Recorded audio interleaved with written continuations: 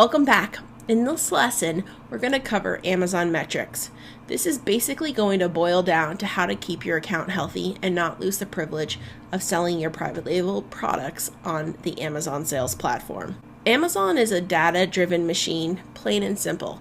And what we're going to cover is the daily KPIs that you want to do to continue to keep your account healthy and make Amazon happy. And then we're also going to cover the KPIs that are important to you as a business owner. Initially, if you're just getting started and this business is all being run by you, these are going to be the items that you want to spend the first 5 to 15 minutes checking whenever you log into your account every day. I'm going to cover the third-party sites that we use that automate a lot of this process, and depending on where you are with your business, it might make sense to use these services as it is a really valuable way to automate a lot of time-consuming tasks. I'll also show you some tips and some tricks to cut down on how long it takes you to perform these tasks. So let's get started with contact response time. Contact response time is the first thing you should check when you log into Seller Central. You should set up your Seller Central account so that you receive emails from customers, any kind of customer inquiry, to your primary email, the one that gets pushed to your smartphone. Why is this important? According to Amazon's research, sellers who respond to 90% or more of their messages from customers within 24 hours have nearly a quarter less negative feedback than sellers who take longer than 24 hours to respond. It's obvious why Amazon makes this mandatory for its sellers to respond to buyer inquiries within 24-hour time frame. The 24-hour time frame is mandatory for weekends also. The internet and Amazon, they're open 24 hours a day, 7 days a week. And it is an established fact that buyers do shop more on the weekends. For us, Sundays and Mondays are our best days of the week for sales. 24 hours is considered a reasonable window for a response, and that is Amazon's law for its merchants. It's not next business day or at your convenience. Now, irrespective of any kind of physical events, maybe you're sick or your computer breaks, maybe there's a power outage or a hurricane, Amazon has that 24-hour response window and it remains absolute. Occasionally, domestically, if you're based in the US, they will post alerts that they've extended it, but don't count on it, especially if you're an overseas seller. Putting systems in place to respond to customer questions will drive down that contact response time. When you log into Seller Central, the performance notifications in the mid-lower left-hand side of the screen is your first priority. You want to see if you have any buyer messages and if they've been responded to in the over or under 24-hour time period target. You do have 24 hours to respond to customer emails. It doesn't matter if it's an out-of-office email from a customer or maybe even an unsubscribe request. That clock is ticking, and Seller Central expects you to go in and clear those emails out as soon as possible. Now, if the business is just you, checking out the customer messages and responding should be pretty quick. Now, if it is an out-of-office message, check the box that says no response needed. Sometimes those will go out after you send out maybe your Feedback Genius or Managed by Stats feedback request. You do not want to let any buyer messages sit. If you do hire a virtual assistant and you give them this task, this has to be first priority, and you have to really stress that with the VA that when they log into your Amazon account, they're a set of eyes that needs to check that contact response metrics. I want to stress how important contact response time is to you as a seller. I've seen Amazon sellers have their selling privileges suspended or losing their selling privileges for maybe the fourth quarter because they were not paying attention to seller metrics. And that kind of includes a couple of things. It includes contact response time.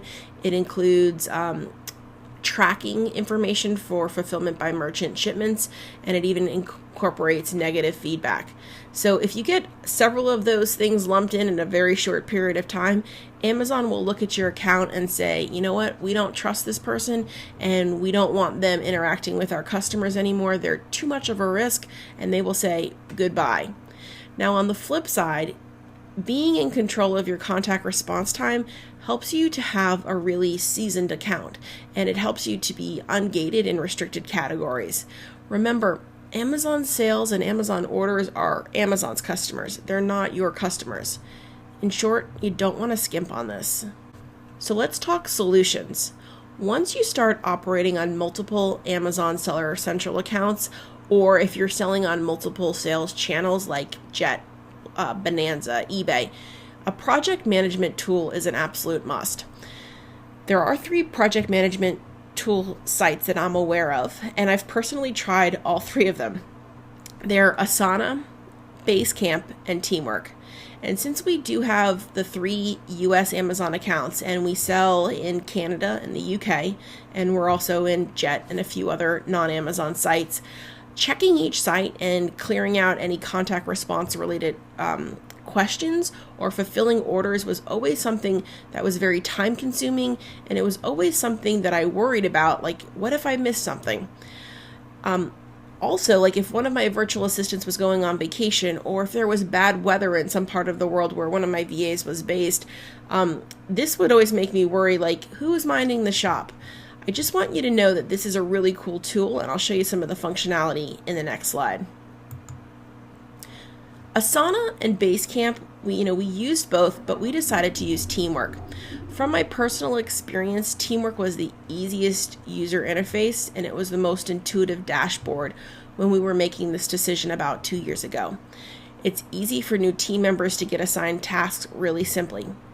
We'll cover the specifics of setting up this system in the outsourcing course, but I just want you to know that it exists. It's a fantastic tool, and it helps to build in safeguards to reduce customer response time and to get all of those Amazon notifications pushed into a central location so you don't have to waste time looking for data. Here's an action step I want you to take right now. Create a standard response for your most typical customer questions. This is going to make it easy to copy and paste responses so you're not spending time writing out new emails with each new customer inquiry that you get. Customer emails that are, out of office or spam just need to be acknowledged as no response needed. The Amazon robots do occasionally check how often you hit that button, so only use it when it is in fact true. So spend a few minutes creating templates to respond to your typical customer emails. This will help you to clear out that timer as soon as the customer hits the send button. Typical customer inquiries that we've seen include missing shipments or products that were damaged in shipments. Now, typically, Amazon does a really good job of filtering those out so you don't see them, but if those emails do slip through, you want to have the template email already created. Other things that we see from customers would be wrong size and color. They're just not satisfied. The possibility that they might need to reset the product, or they have warranty issues, or they might just have a general question on how to utilize the product. Having those templates in place really helps you to have a quick turnaround with customer response times, and it delights the customers. Save those in a file on your Google Drive, and we'll come back and revisit those once we get into the advanced training course on outsourcing. Now, if you are a native English speaker from the US, write these out yourself. If English, in particularly US English, is not your first language, I suggest that you hire someone on Fiverr that's a native US speaker to create these documents for you. Likewise, if you sell in Canada or the UK, I would suggest that you hire someone who's a native UK writer and speaker to write these out for you. That way, your templates and your responses to customers appear to come from a native speaker. Here's a great resource for any of your writing. Once you create those email templates for contact response time, run it through this free resource. It's called Grammarly.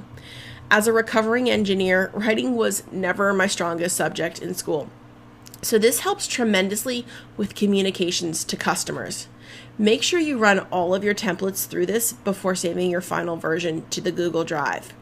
That way you or your virtual assistant is using the best version of the communication that represents your brand. And if you're thinking, I already have spell checker or I have a Microsoft Office product, try this. It's genuinely better, and the basic version is free. Wow, we've covered a lot and we're just getting started. Hopefully, you've learned some important information about the KPI of contact response time. We've also talked about tips, tricks, and tools to minimize that number. Our next Amazon KPI is going to cover everybody's least favorite, negative feedback.